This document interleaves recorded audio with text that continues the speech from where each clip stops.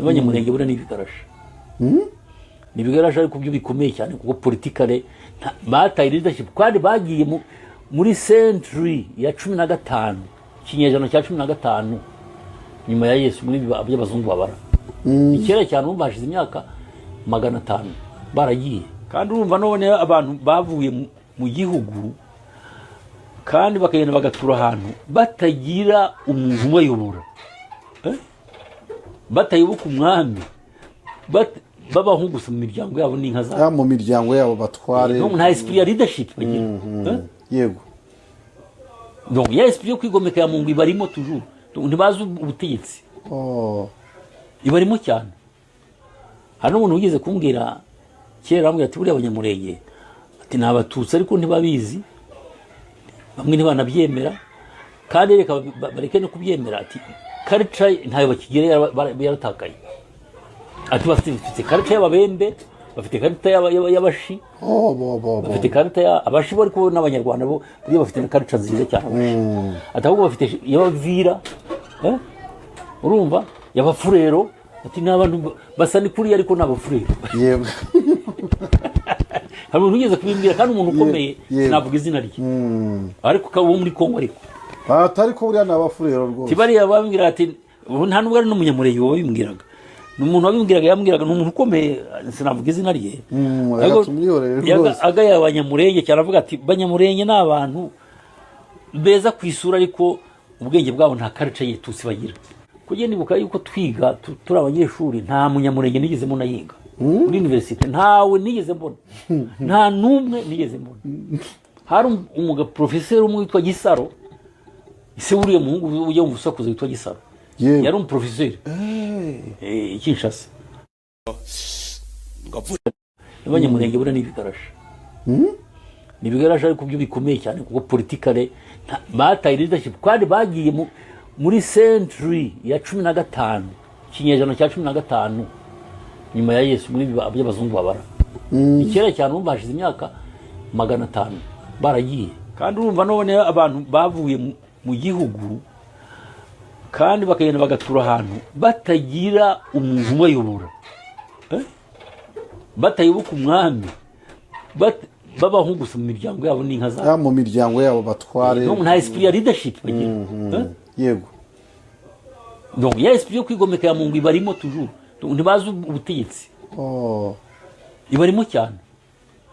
Hano umuntu ugeze kumbwira kera ambwira ati buriya Abanyamurenge ati nabatutsi ariko ntibabizi, bamwe ntibanabyemera kandi reka bareke no kubyemera, ati culture ntayo bakigere yaratakaye. Ati bafite culture y'Ababembe, bafite culture y'Abashi, bafite culture y'Abashi bari ko n'Abanyarwanda bo buriya bafite culture nziza cyane. Ati ahubwo bafite y'Abavira, urumva y'Abafurero, ati n'abantu basa ni kuri ariko n'Abafurero. Yego. Hari umuntu ugeze kubimbwira kandi umuntu ukomeye sinavuga izina rye, ariko kabo muri Kongo ariko atari ko buriya n'Abafurero rwose. Tibari yabambwira ati nta nubwo ari n'umunyamurenge wabimbwiraga, n'umuntu wabimbwiraga yambwiraga n'umuntu ukomeye sinavuga izina rye.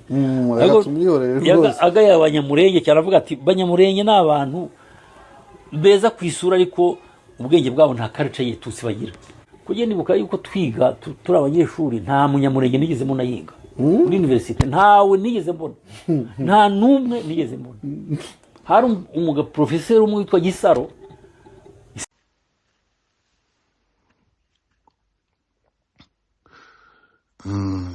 Nyakubahwa Monsieur l'Ambassadeur, nakurikiye ikiganiro cyawe watanze ku mateka y'Abanyamurenge.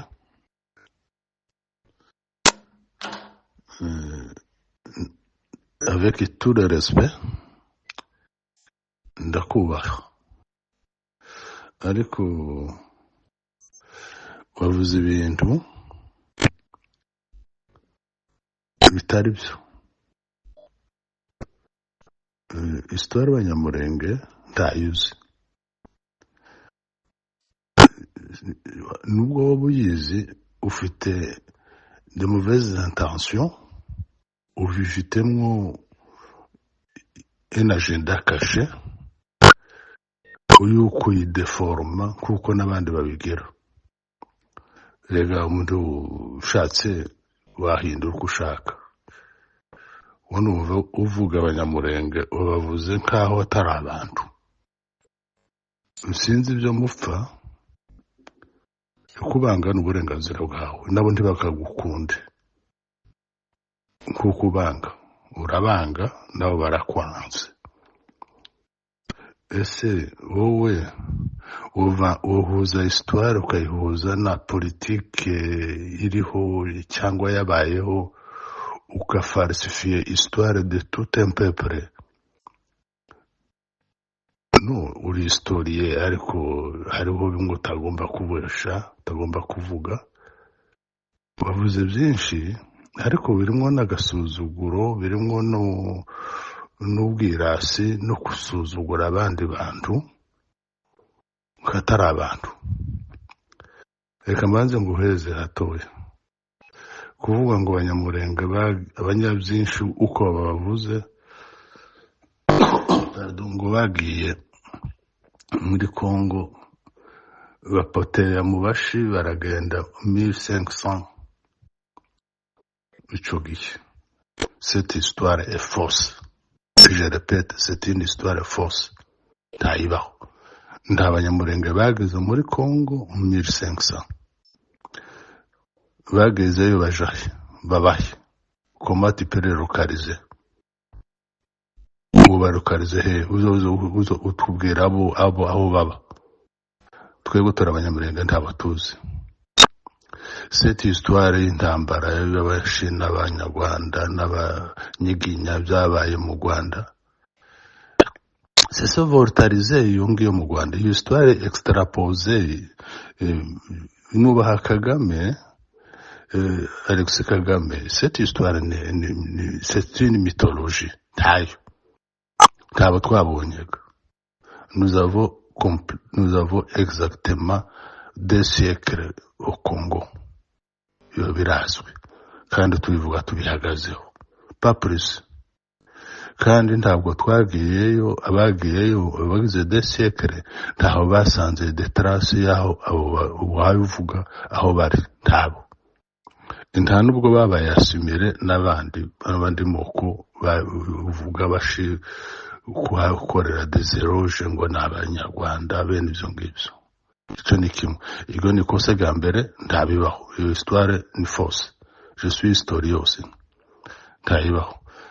Iyindi po bavuze, ntabwo turi abanyamurenge ngo babaye babembe ngo n'abafurero n'abavira ngo ntabwo dufite critère y'abatutsi. Nous sommes pas là pour débattre pour y'abatutsi n'abahutu. Iyo critère y'abatutsi wowe wishimagiza ntawe uburusha ubututsi. Abatutsi turibo titubisaba, ce n'est pas négocié kandi ntaco barusha. Abanyamurenge n'abatutsi ibonesa n'abatutsi 100%. Noneho gabo binabimenye nta n'abahutu kuko ntabatuzi. Ibyo ngibyo ntabyo tuzi twebwe. Nimba barabaye mu babaye asumire. Ukuvuga ngo abafurero ngo nsome aliéné n'abafurero n'abavira, nous sommes pas tellement influencés n'abo ngabo. Oya, ntabwo twagize ntitwanashingiranye, ntitwanandavuye nkamwe. Donc banavuze n'abatutsi reka mbihagarareho turibo. Ntabwo mbishira hejuru sicyo kenewe. Ariko ntuvuga ngo turi abatutsi ngo nubwo dusa n'abatutsi ngo kubwenge bwacu ntibumeze nk'ubw'abatutsi. Cyo ni igitutsi. Uko nukubura manière yo kuvuga ibintu. Aho ngo twageze muri Congo ngo ntitwagera ino organisation nta mwami ngo umwami twasize tumusize mu Rwanda. Justement nous sommes partis volontairement. Twagiye dushaka espace vital y'inka zacu. Le transit aho twanyuze harazwe. Twavuye mushaka, twavuye mu ruhuko turagenda za Gishoma tuva Cyangugu turamanuka tuja Bukarusizi, turagenda tuja ahantu bitaga Kamba. na mbere yo kujayo twagaza tugezeyo turatura, les conditions climatiques ziratugora, nous avons déménagé tuja dans le moyen plateau. Tugeze muri moyen plateau turahatura, la période twahabaye kugeza n'ubu iyo twagiye. Alors notre migration n'est pas forcément politique. Twagiye duhunze ubutegetsi, twagiye tugiye gutwara, twagiye tugiye gushaka espace vitale y'inka zacu, twagiye turagera, twari dufite inka tuja gushaka aho tuba, turagenda. Kuvuga ngo ndi umwami, none se twaragendaga tugaja muri Congo, tugaso kandi tukaza kugaruka ubwami bukora iki? Wowe ufite nostalgie de la monarchie, ibyo birakureba. Ibyo ntibitureba. Kuba tutari umwami byo ni ibyawe, twende biri. Nous sommes arrivés là-bas, nous avons des patriarches, nous avions l'organisation zacu interne zabayeho. Ntabwo twari abantu badashoboka, twari dufite uko tubayeho. Est-ce que wowe ibyo uvuga Abraham yavuye uraja muri Palestine, yagiye ari umwami cyangwa yagiye ari patriarche? Natwe twagiye dufite le patriarche barazwi. Ce n'est pas le moment de vous raconter. Tugeze muri Congo twarabayeho dufite organisation traditionnelle politique izwi. Le Belge est arrivé, nous avons eu des chefferies, nous avons eu des groupements, donc des notables, twari tubafite des grandes personnalités nk'abo mwagize mu Rwanda ng'abashefu n'abasushefu, avec le système féodal yanyu mu Rwanda na monarchie zanyu absolue. Et twari dufite des notables, des collines, l'imisozi, twari bafite espace batwara. Ntabwo ari umwanya wo kukubwira ngo ninde nande. Le Belge araza, le Belge amaze kuza après la Belgique yafashe u Rwanda comme sous tutelle, sous mandat. Les Belges bageze mu Rwanda, on était bien bataraza mu Rwanda. Avant la Première Guerre mondiale, on avait des entités muri État indépendant du Congo AIC. Au début, nous avons des chefferies reconnues. Nous bagera mu Rwanda, quand ils se sont tamburiye namwe muri système yanyu politique, ils ont calqué la politique coloniale yanyu mu Rwanda bayizana iwacu. C'est là où ça commence très mal. Alors, uvuga ngo nta histoire tugira, ngo nta mwami tugira. Kayira witwa Sagitwe, son fils Kayira Mwenyuza, il était chef, il afite chefferie yiwe Murenge, yaririye barayica. Bamaze kuyica bamupoza na Mahina w'umufurero kugira ngo bamwekaraze. Et la guerre a éclaté entre Kayira Bigimba na Mahina. La guerre s'est connue. Ababerge baje uruhande rwa Mahina. Ils ont préféré kwangaza Mahina Bigimba. Abarerege. Il a été relégué avant Musinga wanyu. Musinga yagiye mwoba après waba yagiye 1924, bamuvana Murenge mu Ruvumera bamujana i Rurenge. Il est mort là-bas. Musinga yabaye relégué 1930, urabizi. Et c'était la même série. Ico Musinga yazize nico na Kayira yazize. Il était notre chef, il était notable uzwi. Ubyo nico nshaka kukwereka. nous avons eu des capitaines, nous avons eu des notables, des grands notables, ba Budurege, ba Rumamfura, ba Bururu, ba Rutambwe, ba Sebasaza, abandi ni benshi, ba Muhire. Il y a eu toute une série. Nous avons évolué dans le système colonial kimwe n'abandi bakongomane. None tumaze kuevoluer muri système colonial, ntacyo tubwira, turabizi. Nuvuga ngo il y avait une vie de politique. Oya. On était bien organisé, on était secoué par les Belges, on était malmené par les Belges, ibyo urabyumva. Icyo ni kimwe. Donc, ntabwo twari abantu babaswa.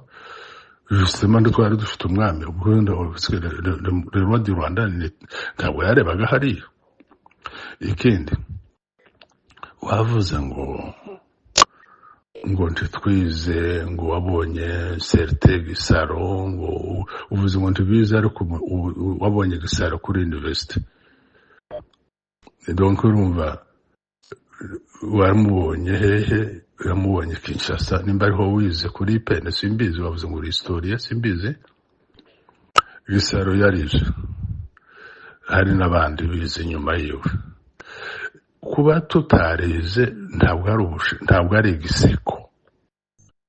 Undi wose ku muntu ngo ntiyabyaye, usanze yaragumbye ukamuseka cyangwa yapfushije. Nous avons été marginalisés par le pouvoir colonial. Mwebwe mwarabonye Astrida, abazungu bapade baza akabayeza amasomo Astrida mukayabona dans les années 37 ou 30 combien. Namahirwe mwagize mukabona abaseminariste ba Rose Umwami, ba Alexis Kagame bakiga icyo gihe, abandi batarabibonye. None byose wanyu n'ubugoyi cyangwa n'ubuswa, nta mashuri twabonye.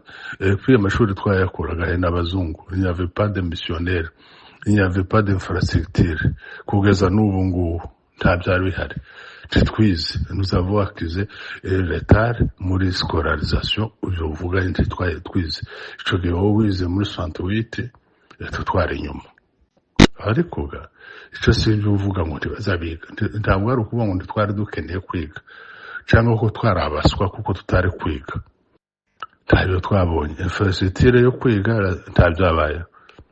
Et même les missionnaires wavuze ngo le Cédois, ngo turaba protesta, les missionnaires Cédois ils étaient sous surveillance des Belges. Ntabwo barafite uburenganzira bwo gukora uko bashaka. Ils étaient bien surveillés. Ibyo urabizi mbore izo histoire nyine. Kutiga ntabwo ari ukuvuga ngo nukwera ubuswa. Nous avons des capacités intellectuelles kimwe n'izo namwe mufite mwebwe aho ngaho. Ibyo ngibyo ubyumva. Ikindi wavuze ngo ntabwo twitwaga abanyamurenge, ngo c'est devenu très récent. Ce n'est pas à toi de décider igihe twamubaye kwitwa abanyamurenge, mu bushake bwacu, kandi c'était non historique. Twageze umurenge gute? Umurenge ni umusozi. Il faut demander l'historique y'umurenge. Notre site ya mbere ni Bwakamba. Nous avons décidé yo kuja imurenge. Umurenge ni umusozi nk'uko bivuga no mu Kinyarwanda birazwi. Iyo korine bita umurenge yabaye izina, ce n'est pas un nom y'ubwo ryaje kuza nyuma, bitwaga imurenge. Ntabwo bo frère au Rwanda dize ngo barabi imurenge, ntabwo batwitaga ba muntu, bavuga ngo bari abene wacu b'imurenge, barabivugaga depuis mutarahunga. Le nom était connu. Puisqu'il y a eu des contacts permanents, abanyarwanda barazaga, hariho baje bagiye kera n'abandi bagiye baza nyuma. Ibyo birumvikana, ntabwo bagenda bafite aho basanga. Noneho imurenge, c'est-à-dire ni umusozi aho bahita imurenge, ari voisin bangu babazindira, nta kayira kaja kuri uriya murenge. Umurenge na ni Corinne. Uwabazaga akayira ni umuntu witwa Sagitwe, bamwita Kayira. Donc Kayira répété plusieurs reprises. Yari kumwe na Sebikabare babiri bagenda baza bamwe Kayira kagera kuri uriya murenge kwa Serugabika. Serugabika ni wari wahageze mbere. c'est lui qui avait précédé Corinne. Peu importe kwitwa Murenge ni ukuba byaraba ari ibyavuba n'izina ryacu. Ntabwo twiza twitwa ba muntu. Ça c'est une insulte. Ni insulte n'agasuzuguro nuko dutuka. Ntabwo twiza twitwa ba muntu. Muntu c'était ni accent ya famille y'abantu bari batuye quelque part bakunda gukoresha ega muntu we. Non, vos frères qui ont fui le Rwanda dans les années 59-60 bageze Murenge bageze iriya basanga abantu bavuga ngo abantu bavuga ngo ba muntu bizo generaliser ngo ba muntu. Alors quand vous voyez umuntu wese uvi wacu, puisque nous ne sommes pas obligés de kuvuga ko muvuga, kandi uko muvuga siko kwiza kurusha uko tuvuga, ntabwo uvuze ngo umuntu ngo barega ba muntu. Donc tout le monde a repris ça. Umuntu c'est péjoratif, ntabwo ari byo zina ryacu. Turi Abanyamurenge. Mbese twari Abanyarwanda, tuba Abanyamurenge. Ça on reconnaît, nous sommes des Rwandais, nous sommes originaires du Rwanda. Nimba habuje mu matiku y'amacontradiction y'amaconfusion politique ibyo sibyo. On était des Rwandais, abazungu batwitaga des Rwanda et des Rwandais bene ibyo ngibyo. On a évité des confusions, des Rwandais réfugiés, des Rwandais congolais. On a préféré yo kwitwa Abanyamurenge. C'était pour éviter des problèmes. Dakeka ko nigiye wizega uri umukongomani, sinzi ko wanize uri n'umunyarwanda, wosanga wanize witwaga umunyamurenge cyangwa muntu. Ibyo ngibyo turabizi beaucoup déjà. Nous avons facilité beaucoup déjà bakaza kwiga bakiga Abanyamurenge, abandi bakiga Abanyarushura kandi atarabaho, qui venaient tout droit du Rwanda n'abavuye Burundi. Ça c'est pas un problème. Abamuntu sigo zina, turi Abanyarwanda bahindutse Abanyamurenge, gufata iryo zina pour éviter des confusions. Ibyo ni byacu, c'est un problème historique yacu ko twabikoze. Ikindi wavuze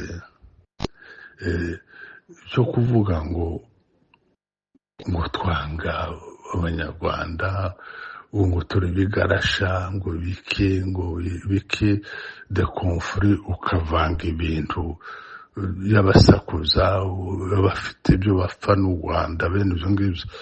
Nous avons des cas bene ibyo ngibyo namwe murazifite.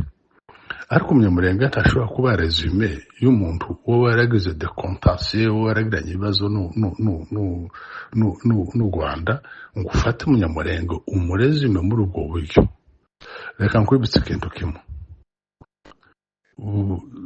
Umunyamurenge yava Akagera yabanye n'Umunyarwanda. Na Musinga umunsi bamujana bagiye kumusezera ku Paul Karundu. On avait le respect au roi du Rwanda. Abanyarwanda barahunze twarabaye. Bien que barafite un peu d'arrogance, baje bazi gusoma barize, ako badusanze mu gihugu, mais on les a accueillis bien. Turabana. Noneho situation muri Congo, uko twahabaye, twe tutize mu mwize, vous avez profité suffisamment de notre présence au Congo. Vous avez émergé, vous avez étudié, vous avez occupé des postes politiques n'ibindi byose mu izina ry'Abanyamurenge, kuko nyine twe tutari twarize ko ndazuza bakabafata mu myanya yacu. Ariko c'est l'avantage kuko mwari mwarize, twe twarize, ariko ntawe bitakariza umwanya. Nous avons eu des chances yo kubana n'Abanyarwanda, baratwigishije, twarabanye, baraducumbikiye, natwe twarabacumbikiye. Il y avait pas de problème. Quand le Rwanda a déclenché la guerre, impunzi zahunze bigatangira intambara bakaja kurwana, Abanyamurenge bagiye ntaho batumiye.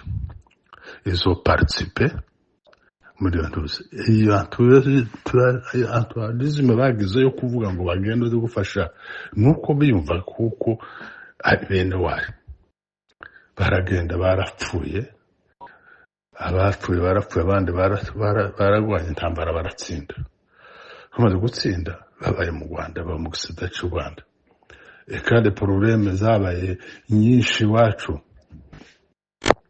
Rwanda yaradutabaye nsome reconnaissant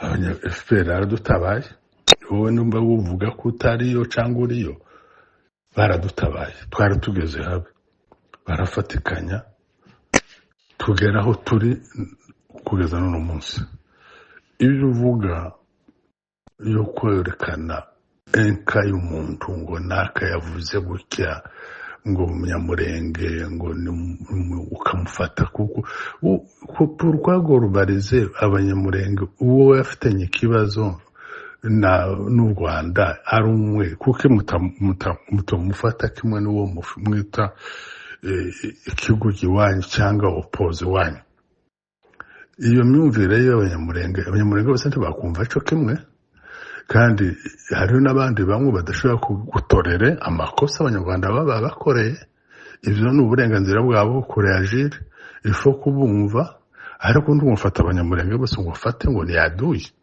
ntabwo abanyamurenge ari yaduye u Rwanda natwe ntabwo abanyarwanda ari yaduye oya iyo histoire de deformation yo kuminimiza yo kudenigre ubwoko une communauté ukabafata comme des primitifs ni insirte n'agasuzuguro wari ukwiye gusaba imbabazi wababaje imitima y'abantu si je prends umwanya wo kubikubwira byambabaje narebye sinzi ukuntu nabibonye muvugere ndabikurikirana baza kuvuga ngo wari umudepite bavuga kuri umuntu ukomeye wize bakora muri Kongo ariko ntabwo biguheza ubushinga ntahe umuntu wabaye ambasaderi ntiwaja muri bintu bene biriya vous avez l'esprit critique quoi les histoires critique historique ndaci kumariye ukritique les informations ngo hari umuntu wakubwiye vuramase des informations ngo utavuga izina ngo banyamurenge ngo ni peuple ngo barasa n'abatutsi ariko ngo ni beza mu maso ngo ariko ngo no pas la culture tutsi vous évoquez des histoires pareilles la culture tutsi umuntu civilisé umuntu wize ngaho ngaho c'est très honteux biteye isoni kubivuga aho ngaho urumva wowe ibyo bandi barimo vous avez encore cet esprit colonial bya bindi bya kera banyu ku bazungu bagaza baza bakacamo abahutu n'abatutsi vous évoluez umunyarwanda ariyo le gouvernement igiye bibahesha kubana naho kurazana ngo la culture tutsi par rapport à yabandi c'est que raisonnement ntunavuga ati muri barezone k'abantu pourquoi ufata abanyamurenge ukafata comme d'abantu comme des choses chosifiées ngo nous sommes d'identité y'ababembe n'abafurero oya ni gitutsi ico ngico so nos voisins baratwanga pour des raisons politiques ariko nous ne sommes pas comme ça n'ibindi uvuze ngo ntituri conscient ngo n'ibitubaho ngo bya jenoside n'ibiki jenoside si nimba yarabaye iwanyu iwacu yarabaye kandi noneho ce n'est pas à toi de nous apprendre comment vivre au Congo wita ngo twigwaneho sinzi ibyo kubari kwise twabayeho depuis 1964 nous avons commencé la résistance quand la rébellion mwaragiye la rébellion yabaye muri Congo bene wanyu baragenda zo kwiyasosiye barukebana bakayitare na bamudandi n'abandi baza kwiyasosiye n'abasimyaro n'abangwenya n'abakabira ngo nimuze gufatikanya mukuru savubu ngo ni mumara ngo muzogende mufatikanye muze kwirukana Kayibanda muragenda vous avez perdu beaucoup déjà Uvira force Bendera mumare murahunga mumaze guhunga c'est nous qui payons les pots cassés ababembe baratuhinduka batanga kutumerera nabi mais le gouvernement yari kure twari muri zone ya rébellion nous avons fait la résistance depuis février on a engagé le bataille n'amacumu n'imipanga n'imiheto turwana n'abajenesi abapfuye barapfuye iyo résistance et le gouvernement est venu intervenir après iduheza imbunda nous sommes le seul peuple ubyumve kandi ubitegere muri Congo yahawe intwaro na gouvernement central yo kurwanya une rébellion de 66 67 kugeza muri za 70 on a créé des volontaires b'abanyamurenge Fizi Uvira contre les moureristes baragwana abo ngabo muri le 1er janvier 1969 babinjiza muri armée sans une formation militaire barabatraîna baragenda ils sont devenus bamwe baba officiers l'armée abwoko bw'abanyamurenge buragenda ko bwari très voyant ku rugamba baragenda baba abasirikare ba leta bahabwa imbunda pour se protéger ntabandi bazihawe c'était une histoire